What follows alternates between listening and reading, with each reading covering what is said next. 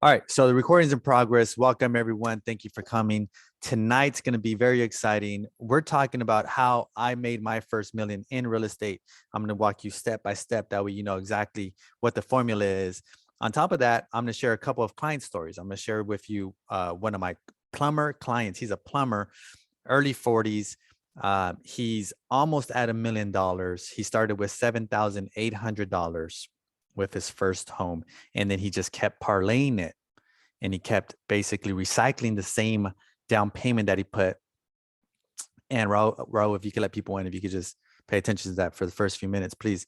And then, so he kept parlaying that money into the real estate. Okay.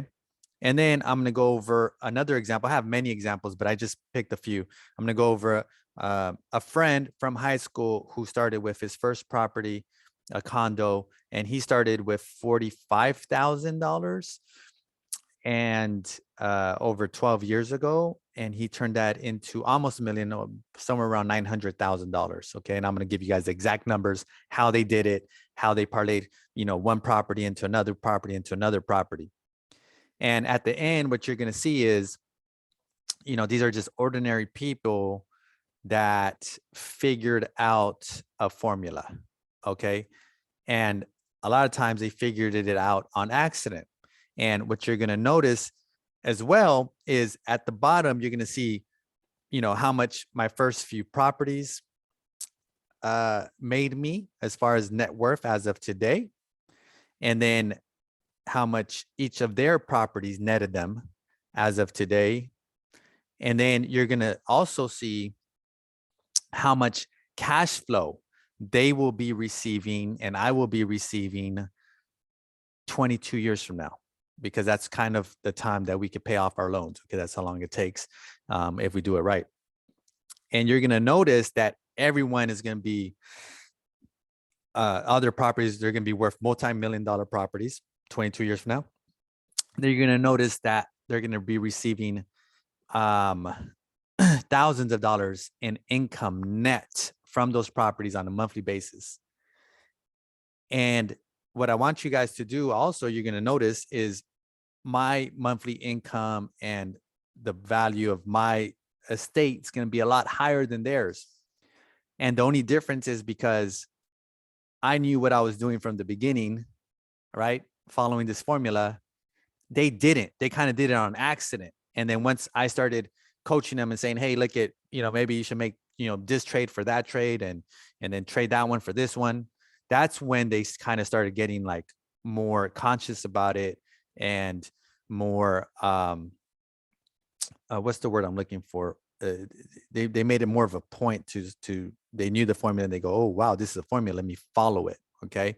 So the sooner you could figure that formula out, the faster you can make a really good living without having to work as hard. Okay. So let me share with you guys my screen here. First thing is I want to share with you guys is just my resume. That way you know that, you know, I'm not just kind of talking without any background. Okay. So my name is Voltaire Lepe, born and raised in San Diego, started real estate 20 years ago. This year is going to be 20 years since I first started working at a real estate office. I have over 30 tenants around town paying me rent. And I started kind of investing in 2005. That was my first wholesale deal. I made a $35,000 profit. And I'm a full-time real estate broker. So I help people buy homes, sell homes, and we help people with their commercial real estate needs as well. I'm a full-time property manager, and we have about 16 people here at the office, and I'm the manager. I've given over $100,000 to local community organizations. The biggest deal I've ever done is a $11.1 million deal. Smallest deal is $50,000. And both of these were in the middle of the recession, 2008 or 9, 10, somewhere in that area. So this deal today probably be worth, you know, 25, 30 million. And then this deal probably be worth 150,000. I've helped hundreds of families. And at the age of 32, 6 years ago, I became a self-made millionaire. And Right now, my net worth and my cash flow is enough to retire. And I've taught financial literacy to youths and adults from as young as 7 years old to as young as 60 years old. Okay. So that's kind of the background there. All right. So we'll get right into it.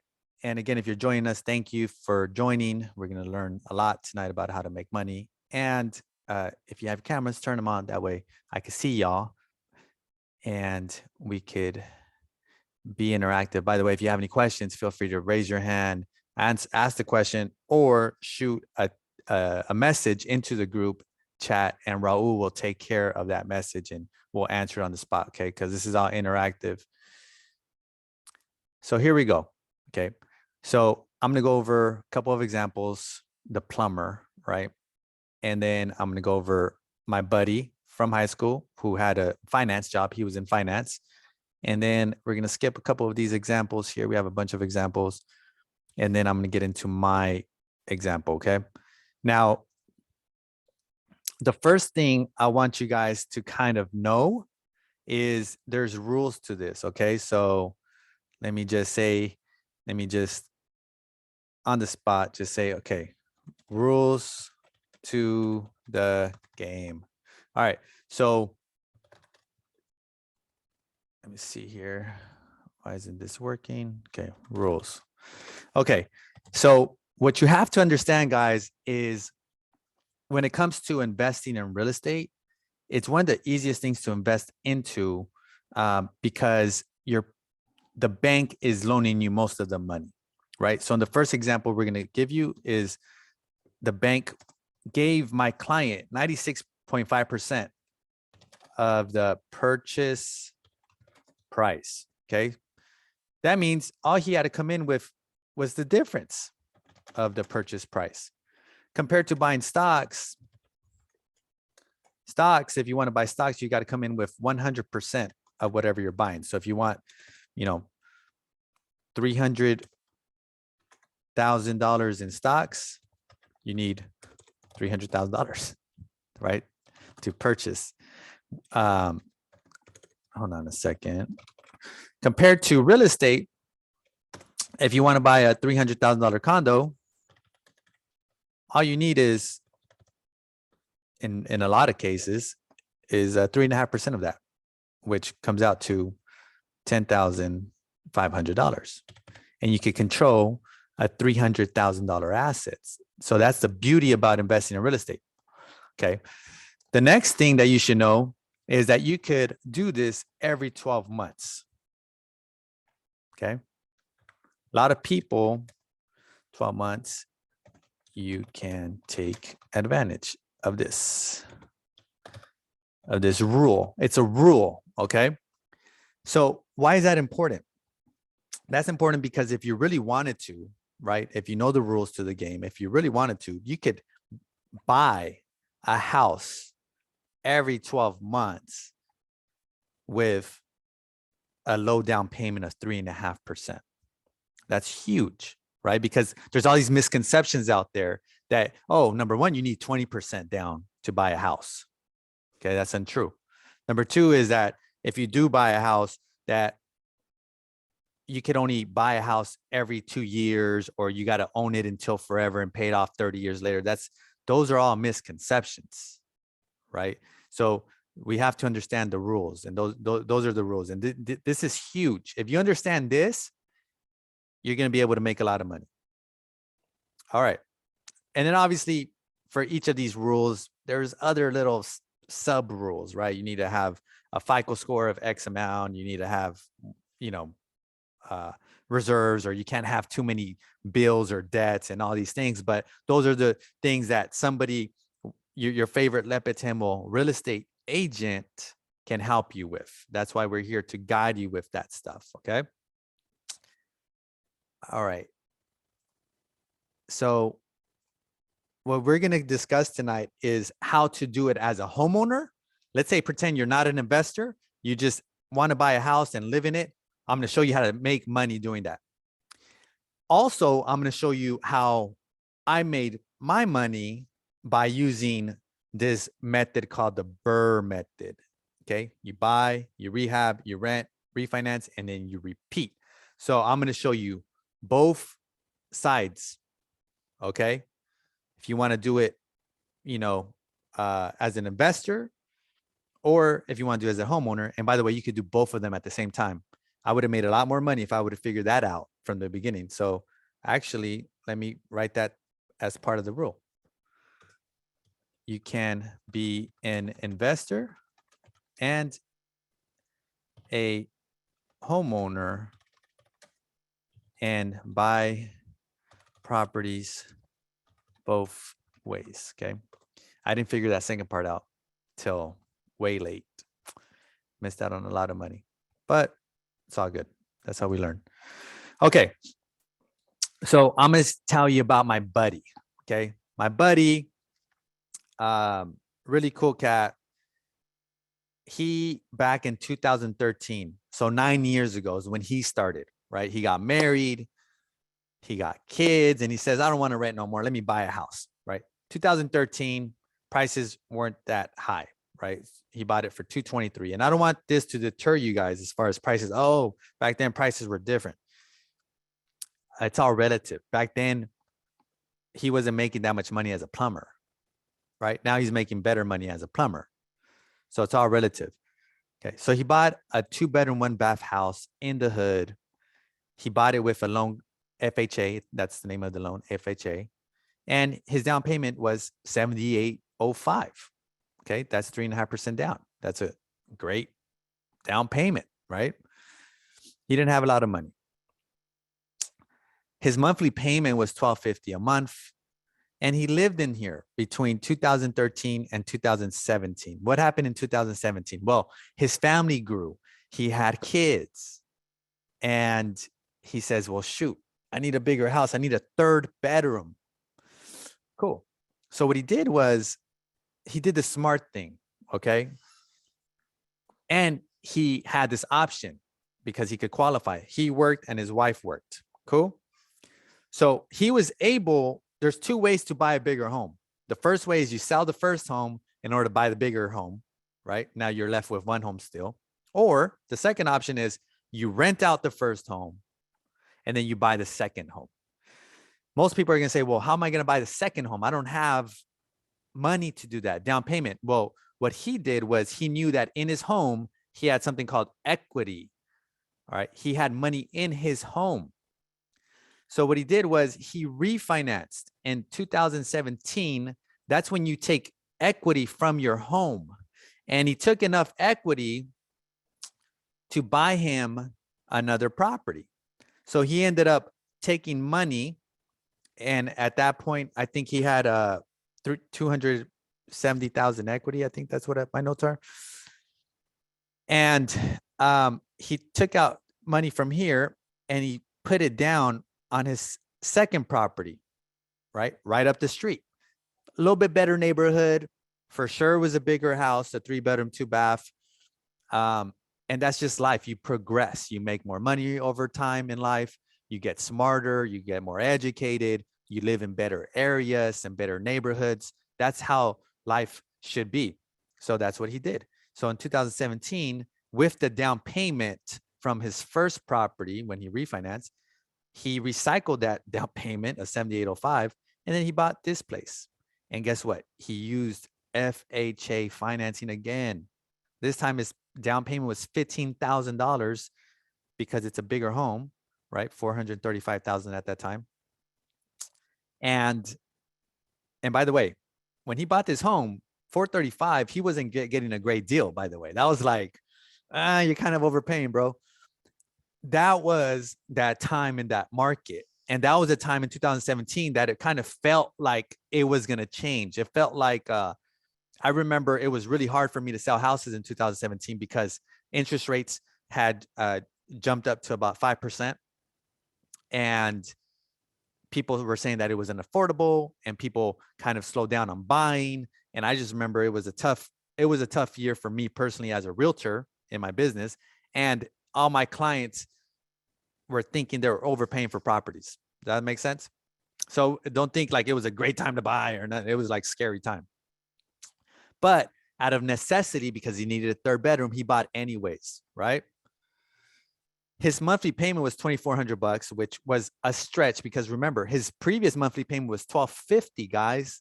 So guess what happened? Guess what he did? He went out of his comfort zone because he was comfortable making $1,250 a month payments after 4 years, right? Maybe at first, he was kind of comfortable, but then when he jumped up to $2,400, he basically doubled his monthly expense on his house. That's for anyone that's not going to feel comfortable at first, but he did it out of necessity. His family was growing, and he bought the place. So at this point in time, he has positive equity, right? 280,000 on this deal. As of today, he has 285,000 on the first deal. And what did he do? Well, he said, you know what? I want to live in a better neighborhood. I want to upgrade a little bit to a better neighborhood. I want a nicer home. Cool. So what he did was he went ahead and he refinanced again. So he refinanced the second home. He pulled money from the second home to buy the third home over here in Lemon Grove. This was just barely 2 years after he bought this one. So he bought this one in 2017, and then he recycled his down payment, aka he refinanced, and then he used that money as a down payment here. So he had conventional, actually this one, no, he didn't refinance this one.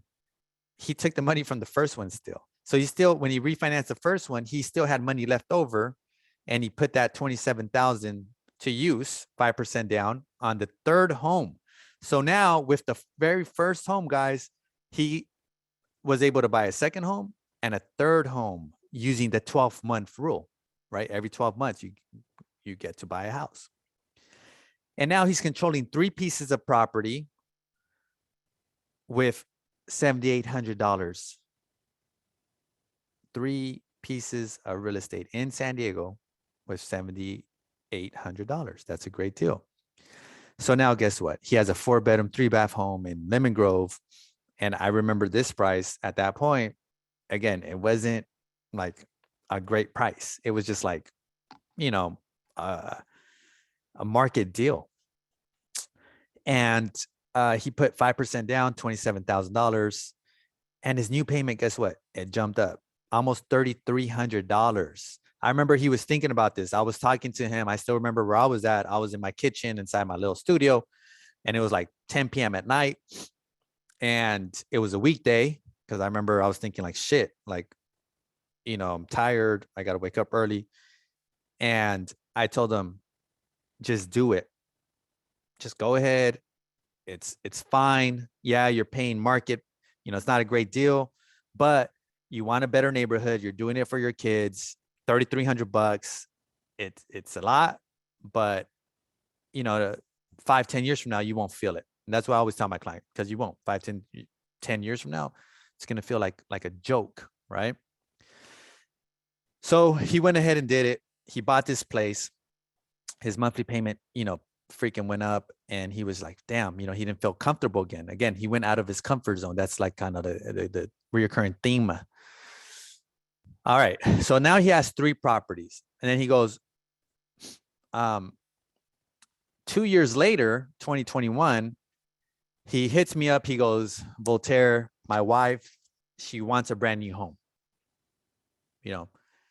Our home is cool, but she wants like something brand new, because we were driving around and we walked into some brand new homes, and she like fell in love, and she's just like, give me, let's get a brand new home. So he said, I'm going to get a brand new home. I go, okay, cool. So we got him with the lender, talked to him, and we got him his 4th home. Okay. His 4th home. This time around, he decided to go with a different loan. He put 10% down, $63,000 down, which my advice to my clients is, whenever you're buying a home for yourself, try to put as little down as possible. Right.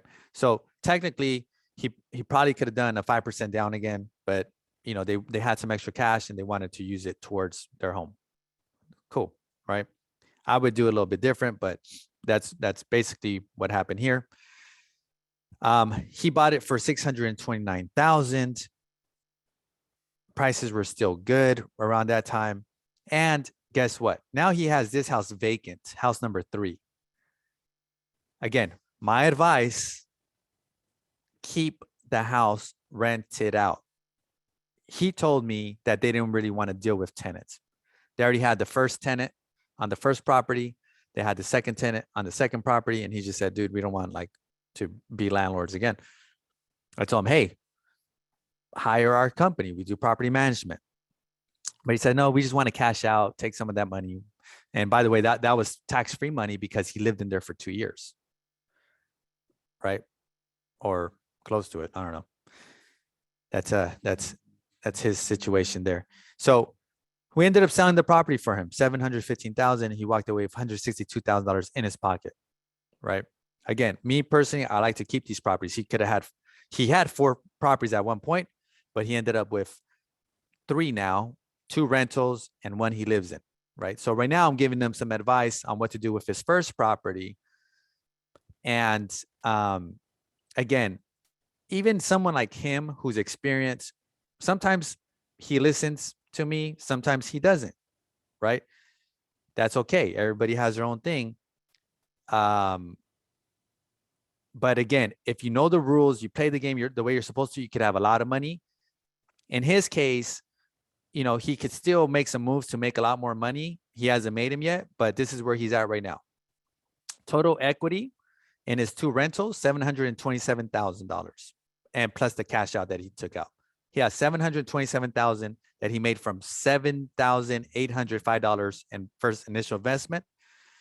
If you include his primary residence in that equation, now he has a total of $912,000 total equity in cash from a $7,800 investment.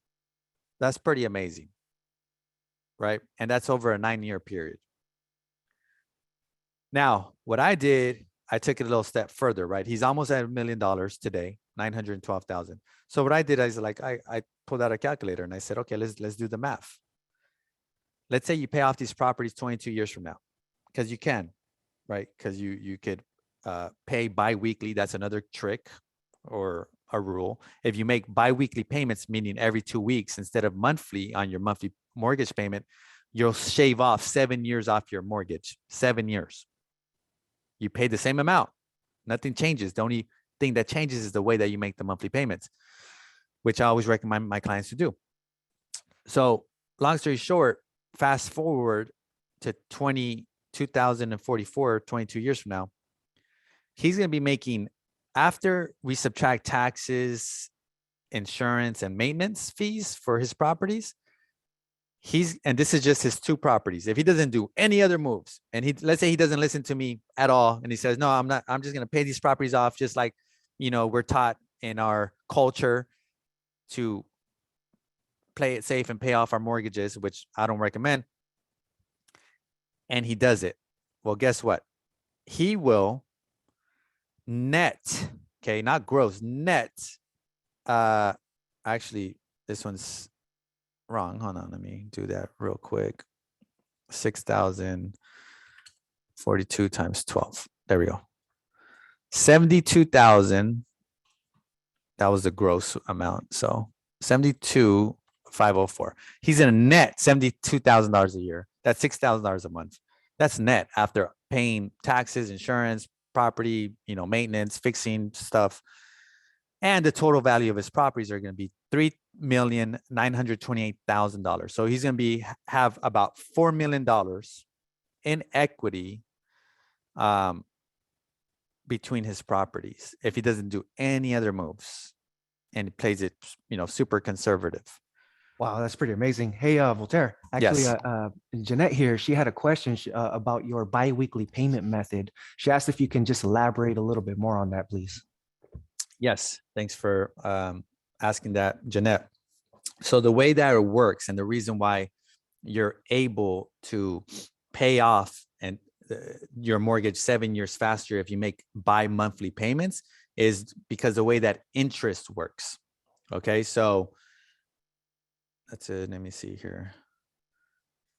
So the way that interest works is It's pretty simple. If you owe, as an example, $1 million, okay, then your bank is charging you a percentage, let's say 4% on that $1 million loan, okay, every single month.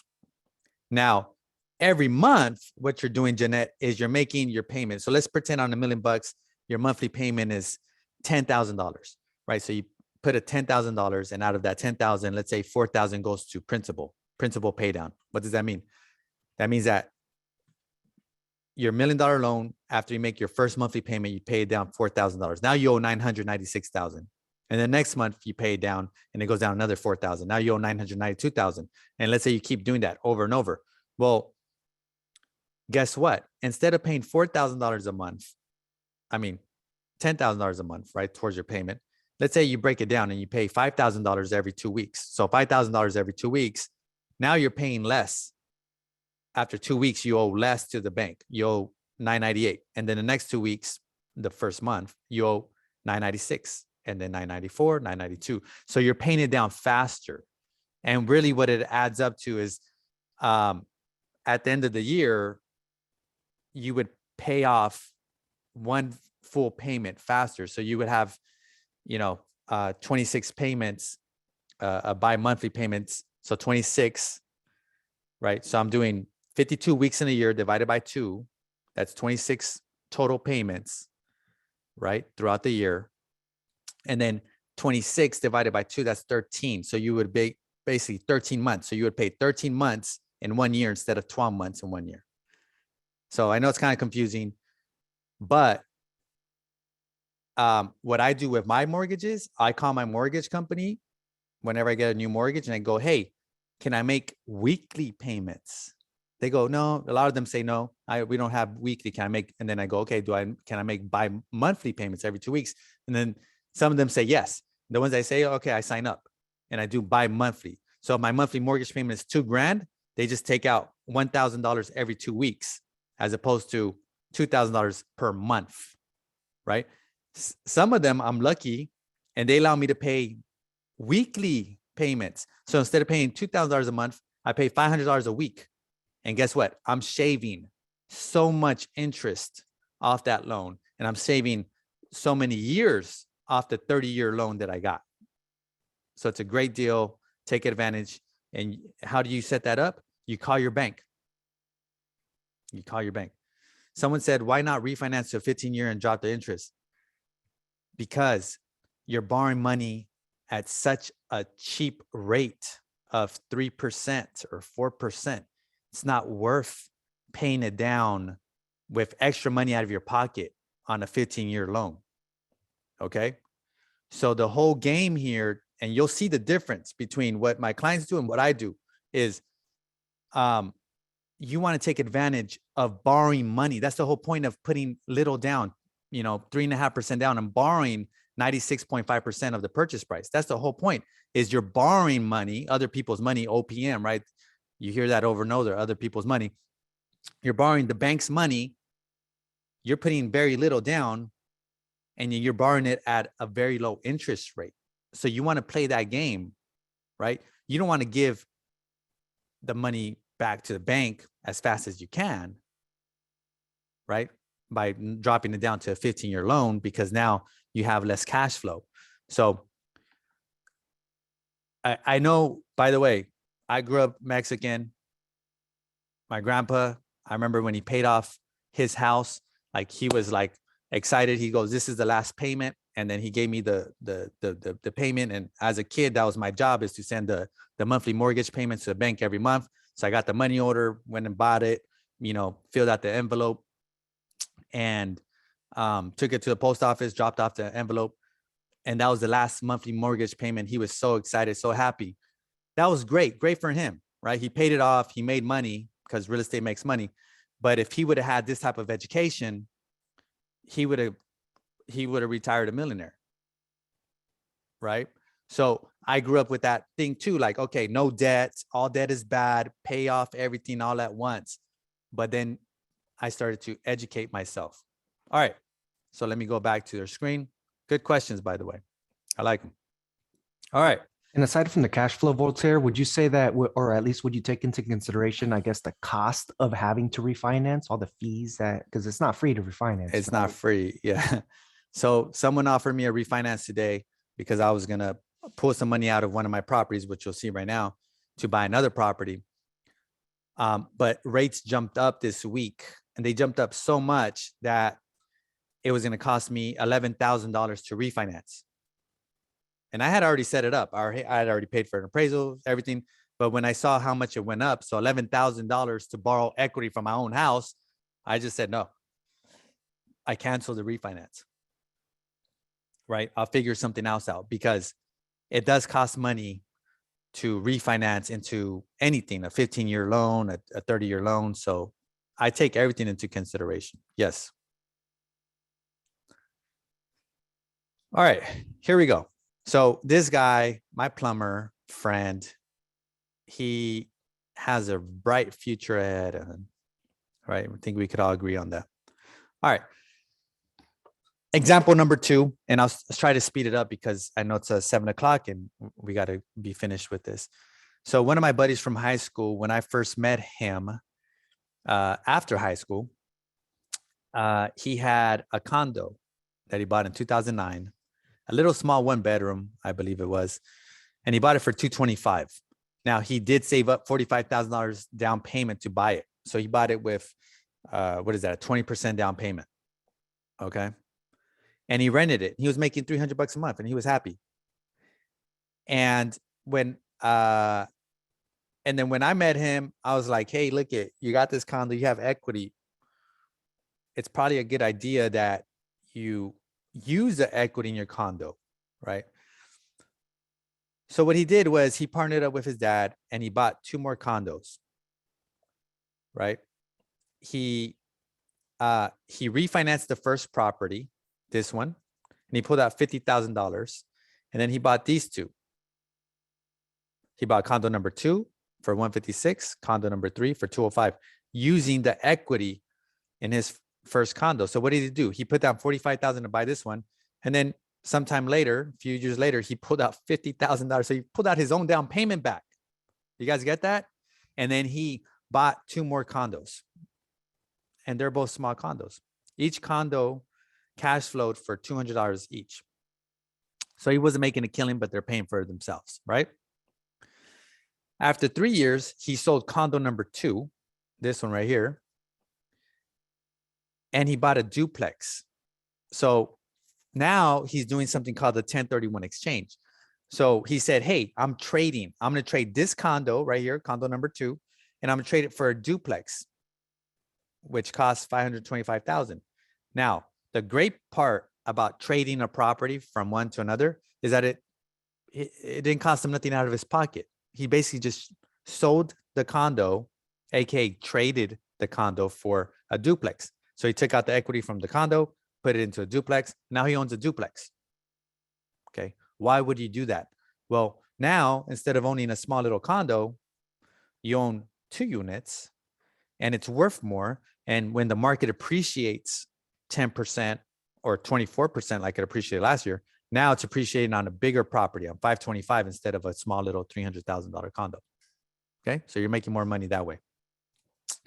Now, after adding value to a property, aka fixing the condo, the duplex, it at that point, now it's cash flowing $900 a month, right? So $900 a month, it's cash flowing. So he went from condo number 2, which was cash flowing $200 a month, to $900. That's why you do a 1031. That's why you trade from a smaller property to a bigger property. More cash flow, more equity. And then after 12 years, it took him 12 years. Remember, the rule is you could trade properties every year, every 12 months. After 12 years, and why do people wait so long? People wait so long because you get comfortable. You got a good thing. You got a condo that's paying for itself. You're making $200 to $300 a month, and you're like, I'm good. I don't want to mess this up. But you're missing out on so much more opportunity. So anyways, what he did was, after 12 years, He sold condo number 1, the first one he bought up here, 2009. And he traded it for a fourplex. Fourplex cost him 1.35 million. Again, nothing out of his pocket. Everything came from the condo. He basically just traded the condo for a fourplex. And now he's cash flowing that condo where before he was making $300 a month, if you remember, 300, because condo you have HOAs and all these things. And now he doubled his cash flow to $600 a month. And he has below market rents. He needs to increase those rents, right? But it takes time to increase rents. So what he did was he turned $45,000 into $935,000 on two investment properties he owns right now. He has $935,000 in equity plus $45,000. I didn't get deep into his situation because he did buy a house a few years ago, like 2-3 years ago, that has a lot of equity now because you know what happened with the market. But I didn't want to get too deep into that. So his example is of someone who said, hey, I want to buy investment properties, and he saved up some money to do it. So I did what I did, and I fast forwarded 22 years to 2044. And by the way, when I fast forward, what I do is I pretend that the rents and the price of real estate will go up 3% yearly. I'm very conservative, right? How much the prices of real estate go last year from this in 12 months, the last 12 months? It went up 24%. I'm just projecting it at 3% yearly. How much did rents go up in the last 12 months? 18% nationwide, 18% increase. I'm just estimated at 3% yearly increase. Okay. So I'm being very conservative with my projections. These are called projections. When you look out into the future and you start to wonder how much money you're going to make. Okay. All right. So taking that into consideration, my friend, he's going to be make after we deduct 35% for all expenses on the property, maintenance, insurance, taxes. He's going to be making $164,000 net a year, or $13,700 monthly income on a yearly basis. And it's probably going to be way more than that because honestly, it's probably going to go up more than 3% per year, but I'm just saying 3%.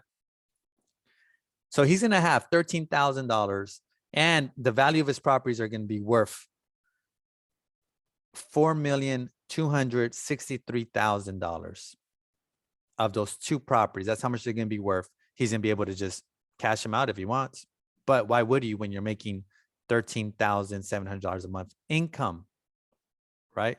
So like, which one of y'all, like, can you guys like live off of $13,000 a month without lifting a finger? You know, I mean, that's a good deal. All right. So now I'm going to skip a couple of examples here of one of my clients who did a really good job, and then a young couple that I helped. So now I'm going to go into how I made my first million. Again, it was intentional. I knew the rules, and I knew what I was trying to accomplish. So it's called the BRRRR method. You buy a property, you rehab a property, you rent it out, you refinance the property, and then you repeat it. And you just keep repeating it, right? So let's go into it. All right. So this is me. 2013, I bought a property for $200,000, needed $30,000 in fix up. This is a photo of it. This is after like it was remodeled and, you know, and all that. Before it was like, you know, tenants were living in there. They didn't want to move out. I had to go in there and, you know, deal with them.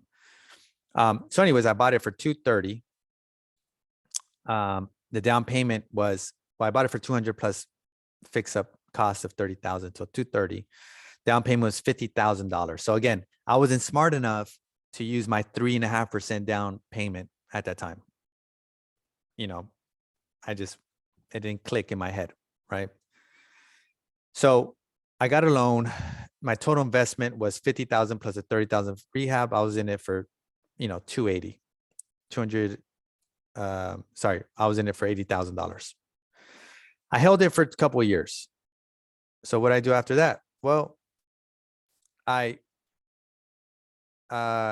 value went up, just like real estate happens, bad value went up. Then I refinance. I took out money and I took out $81,000.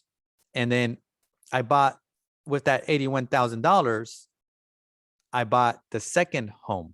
Okay, I put that money down on the second home. And it was a little fixed. I mean, it was bad. Needed foundation, needed all kinds of stuff. So I bought it for $235 plus $40,000 rehab, which was a lot of money back then. Right now, that's cheap.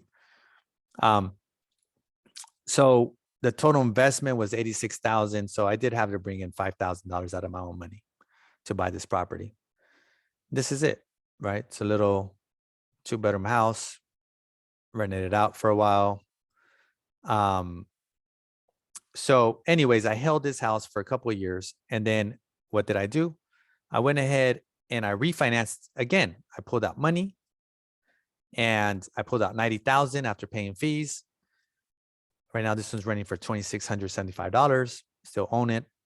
So I used this $90,000 and I went and bought another property, right? I bought this little house, a little beater. Again, it had like 7 tenants in there. They didn't want to move out. I didn't spend any money out of my pocket to buy it, right? I used money from the second home that I got. And this is a photo of it here.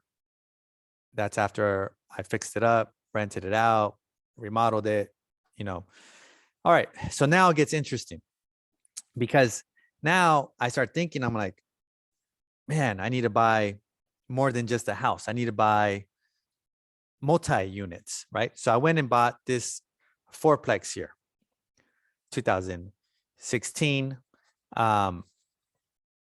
And I traded right here, sold house number 1. So I sold house number 1 and I got that money and I bought this place, right? It was a messed up property. And I had to fix up a lot. And then after I fixed it up, I rented it out. I ended up refinancing and I pulled, all of my money out and I left $30,000 into the deal. So this deal, I had to spend $30,000 to get it, plus sell house number 1, right? So it's like you trade house number 1 for this, plus you have to put a little bit of cash into it. All right. And then a couple of years ago, I sold house number 3. So I went and sold this house right here. I sold this house, my third house, and then I traded it for this, right? Little fourplex. Spent over $1 million on it. And I traded it for this. And yeah, so basically equity as of today, house number 2, I kept it. I haven't sold it. I like it. That's why I haven't done it. Probably not the smartest thing. I got to follow my own advice sometimes, right? But I really like that house. But I am taking advantage of it now. Now I'm like building in the backyard. So anyways, and then I traded house number 3 for house number 5 for the fourplex. And then I traded house number 1 for house number 4. That's right. So I'm making these trades. So between these 3 properties, there's a total equity of $1.68 million. Okay. Just between 3 properties. And, which means with this 1.63 million, I could trade, if I wanted to, I could trade these 3 properties and get something big. 1.63 is probably closer to at least a $3 million apartment complex or something like that. Right? 3.2. All right. And that's the monopoly game, right? You have these little houses and you could trade for hotels, for bigger properties. Does that make sense? All right. So how does this look? If I don't make any moves for the rest of my 22 years left, on this mortgages, let's say, if I don't make any more moves because I'm scared, because, I get paralyzed by fear, whatever. Okay. Not a big deal. I'll be making netting after expenses, after all expenses, I'll be netting $20,000 a month.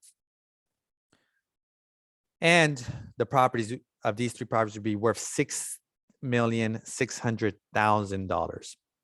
A big reason why they're worth more than the other examples is because now we're dealing with multi-units. Once you start dealing with multi-units, they're worth more. The values go up faster. So I'll give you an example. Can you see this calculator right here? Yeah. Okay. So if you own a $500,000 home and last year the market went up 24%, because that's what it went up in prices, you would have made $120,000. So your property would be worth $620 now, right? On one of my fourplexes, let's say the one that I bought for 1.1 million, the market goes up 24%. I just made $264,000 without doing nothing. So why would you want to own a house as an investment or a condo? If the market goes up 24%, you only make $100,000. When you can own something larger, bigger asset, it goes up 24%. And in my example, I made $264,000. So imagine that multiplied by all the properties that I own. Right now, it's more intentional. It's more, hey, I know the rules. I'm following the rules. I'm playing the game of Monopoly. So the beauty about it, and I'm not going into everything, but the beauty about it is I started these three properties. I started what is it called? It's a stream. It's an income stream, right? Property 1, property 2, property 3. Well, guess what? At the same time, with these same properties, I didn't go into all the details, but then you start refinancing those same properties. And then you start a different stream of income. Does that make sense? So property 1, 2, 3 produce stream number 2, stream number 3. And each of those streams, stream 2 and stream 3, have property 1, property 2, property 3. So now you really start to build wealth and create value. Does that make sense? So it's just a beautiful thing. If number one, you have to understand the rules. Furthermore, once you understand the rules, number 2, you have to play the game. Or you could do it backwards, like my plumber. He didn't understand any rules. He just started playing the game out of necessity because he needed to buy a house for his family. And then as his family grew, he needed bigger rooms. And then as soon as he had bigger rooms, they started growing up and the kids started walking outside and saying, oh shit, we're in the hood. And then at that point, he's like, okay, we need a better neighborhood now, right? And then out of necessity, he starts making these moves. So I think that you guys are you guys are doing a great thing. Just come tonight learning about the rules, and hopefully now that you know the rules, you start playing the game. Okay, and it is a long-term game. Obviously, what I'm showing you here has you know what happened over the last 10 years in real estate, which is incredible. But it doesn't matter when you get in, right? Because I have clients who are in their 70s and who got in when real estate prices were real high in the 80s. And then in the early 90s, real estate prices crashed with the savings and loans crisis. And guess what? They kept playing the game all throughout that time. And now they have millions, tens of millions, hundreds of millions of dollars in equity in their real estate. So it doesn't matter when, you just have to play the game.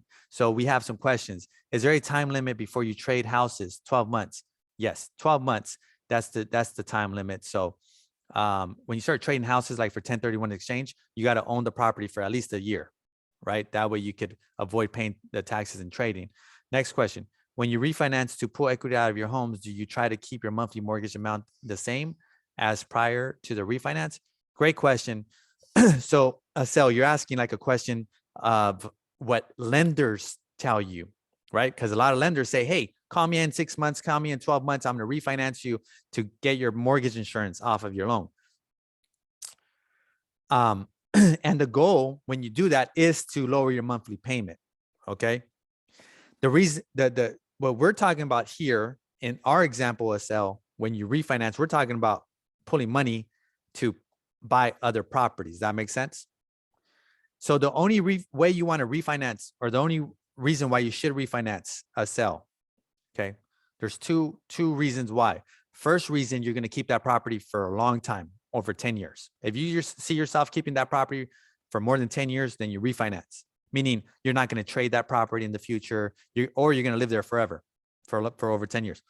Second reason why you should refinance is if you're going to pull money from that property in order to buy more property. Okay, that's the second reason. Other than that, you don't refinance.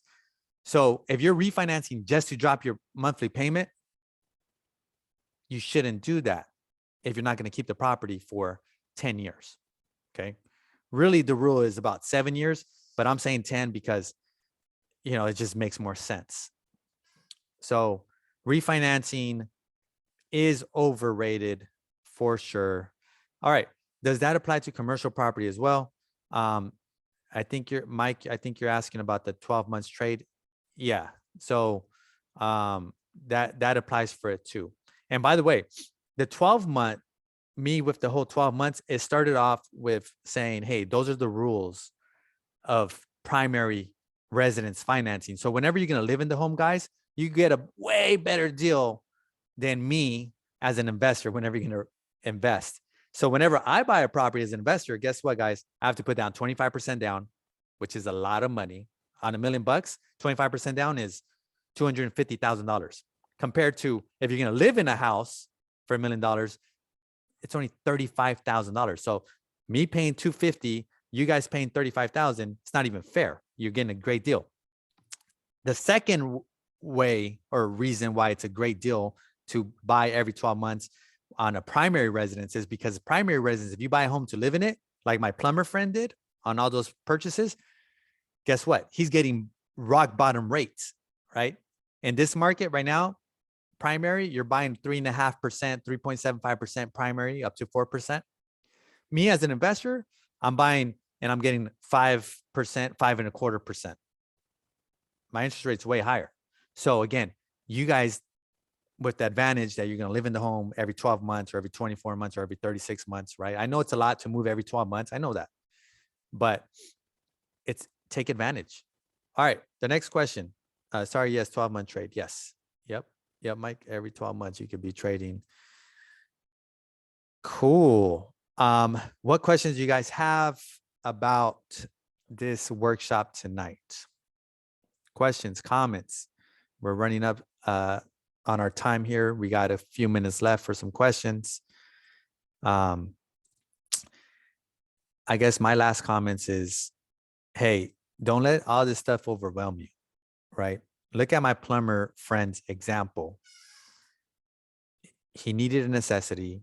He knew renting was not the dumbest thing he could have done. So what did he do?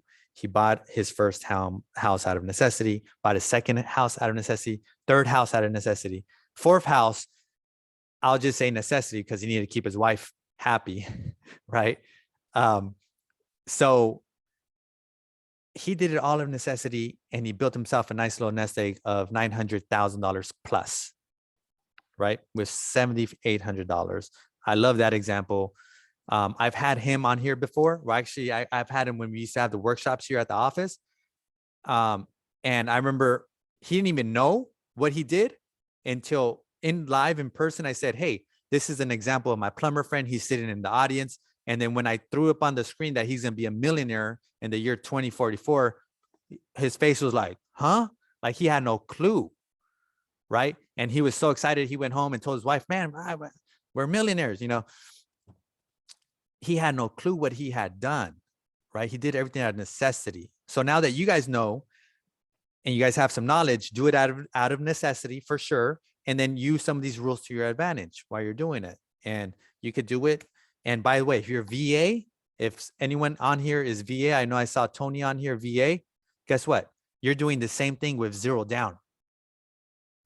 Instead of $7,800 down, like in my plumber friend's example, you're doing it with 0 down. Why wouldn't you buy a house? Why wouldn't you? Right? And there's some of these programs right now that allow you to buy a house, and they'll give you money to buy a house. Down payment assistance programs. Why wouldn't you? If the government's going to say, hey, we're going to cover your down payment. It makes all the sense in the world. Okay. Before we wrap it up, we have 2 workshops a month.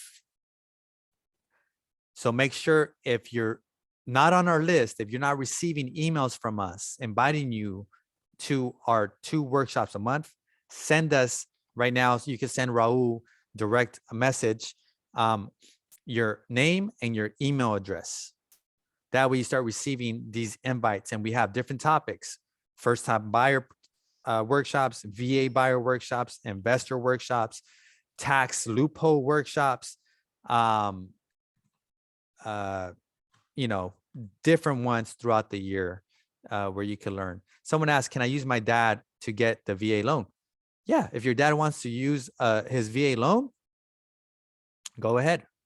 Go ahead and get him qualified. And then that way he could buy a house or a 4-plex. By the way, VA, you could buy a 4-plex, 0 down, up to 2.5 million, I think. Come on, the bank's giving you money, letting you pay them back over 30 years at 4% interest. That's a joke. By the way, I just said 30 years, so that leads me to inflation.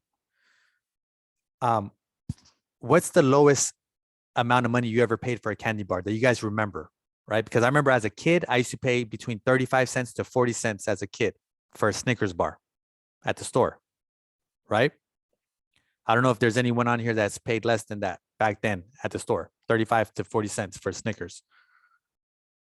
Now, if you go to the store, 7-Eleven, okay, somebody on here says 10 cents, right? So now if you go to 7-Eleven, you're paying $1.50.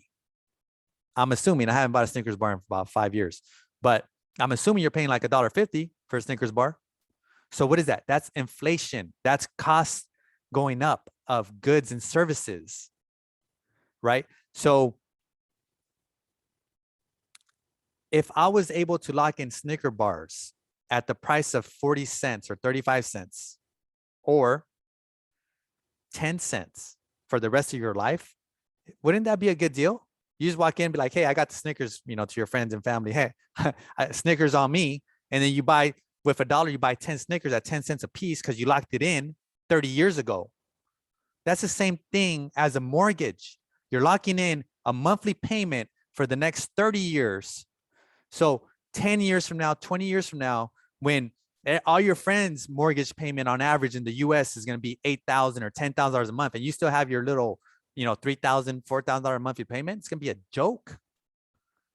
You're going to be like, man, I'll pay that monthly payment with my eyes closed. I don't even need a tenant in there. My tenant, I could be vacant for a month and still make my monthly mortgage payment. That's inflation, guys. And that's the beauty of having a 30-year mortgage. Locked in, fixed. The payment is not going to go up. But guess what rent's going to do? Rent's going to keep going up, going up, going up, right?